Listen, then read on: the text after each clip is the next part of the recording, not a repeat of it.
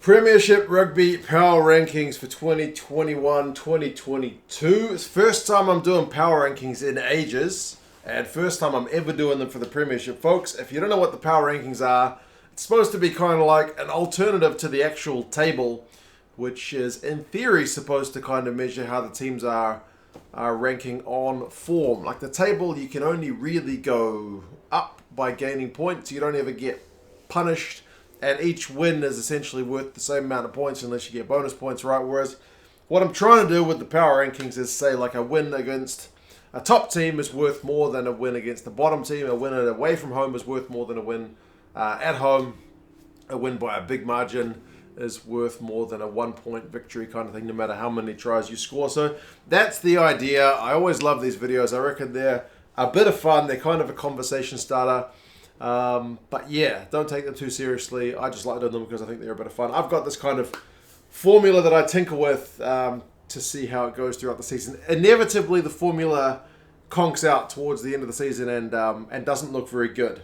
And I have to make manual changes. But I've tinkered with it again. I haven't done it since Super Rugby 2020.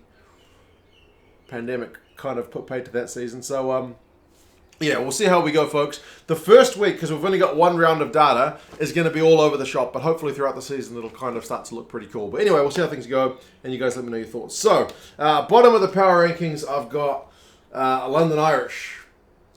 Essentially, the reason I've got London Irish, remember, they are like 9th on the actual log because they picked up a losing, was it a 4-try bonus point? In their 36-24 loss to Worcester. I'm essentially saying you lost by a decent enough margin to one of the teams that is supposed to finish near the bottom as well, which doesn't reflect well on you. So there you go. London Irish, you are in 13th. The next in 12th, I've got Bristol. Now, do I think Bristol, the 12th, like legit ranked the 12th team in the Premiership? Of course not. No, absolutely not. But I've only got one round of data to go by. So, Bristol lost pretty handily at home, man, 26-9 to Saracens. Saracens are supposed to be, one of the title contenders, so kind of taking that into account. But you're at home, and you got, honestly, beaten pretty badly. The points margin is too heavy to ignore. So, Bristol ends up 12th for this week. Next, I've got the Falcons. I put Newcastle there. In 12th, they're another team. They're the only other team to lose at home. And it seems like I'm kind of punishing the teams that lost at home. They did lose to the reigning champions. They did lose by less than kind of 7 points. It was only a 6-point margin at the end of the day. But dropping your home games is a particular punishment for Newcastle there. So I've got them there in 11th. According to the preseason predictions, these teams are actually not Bristol, but these guys are supposed to finish around there. Anyway, but yeah, at the moment, I think Newcastle are in 7th and Northern Irish 9th because they picked up a point, whereas Bristol are actually 13th. Next, I have got Gloucester coming in at number 10. Gloucester, remember, they lost 34-20. It was away. It was to Northampton. I'm mostly punishing them, I guess, for the margin there because Northampton, whilst they're predicted to be decent, aren't predicted to be one of the kind of top 4 teams, at least by most of the pundits. So there you go. And rounding out the bottom row, I have got Exeter, kind of likewise with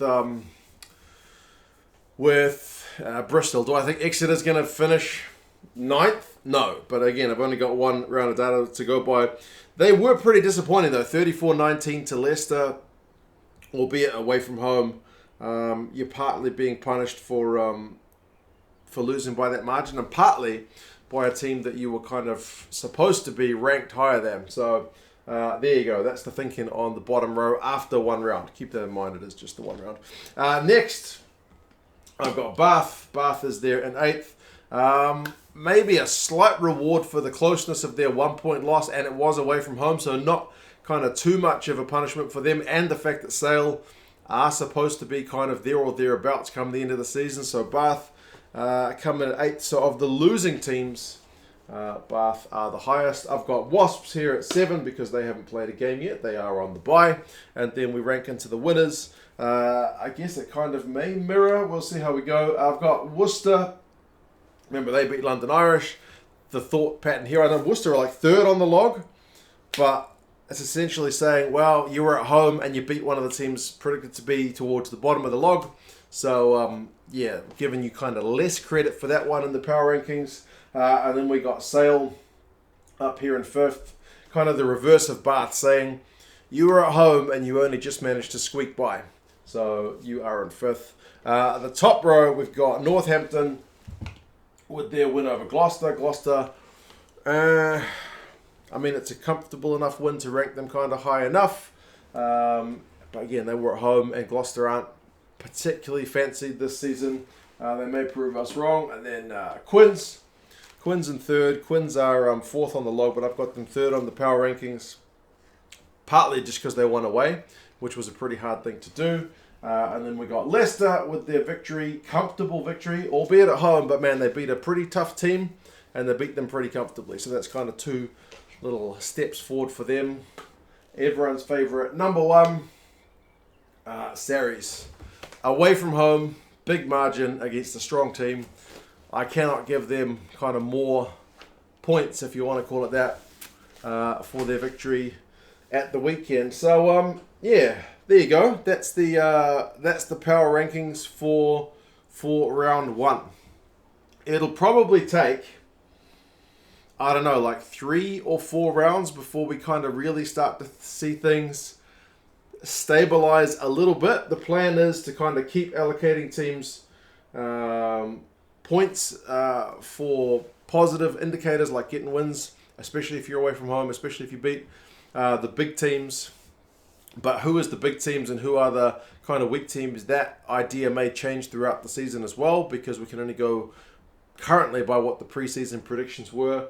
And yeah, also I'll look to kind of reduce the weighting of the round 1 results week by week. So if we're in round 10, hopefully the weighting of the round 1 results won't be as relevant. We should be looking more towards the kind of more recent games as the more relevant. But anyway, as I said, I love the power rankings. They are a bit of fun. I'm always kind of keen to see if I can get a formula that works. I've yet to get it kind of perfect, but we'll see how the numbers crunch and see how they come out and see if I have to start doing manual adjustments. But fingers crossed, this is like the 4th or 5th edition of power rankings I've done. So fingers crossed they give us some joy. But either way, you guys have any of your thoughts? How do you think these rankings are going to shape up next week? Obviously, Sarries are on the bye, so they won't be dropping. But if any teams go 2 wins, I'm sure they will pop ahead of Saracens. But the buys will kind of even out as the season goes by. But anyway, you guys have any thoughts? And I'll talk to you guys soon. See you later.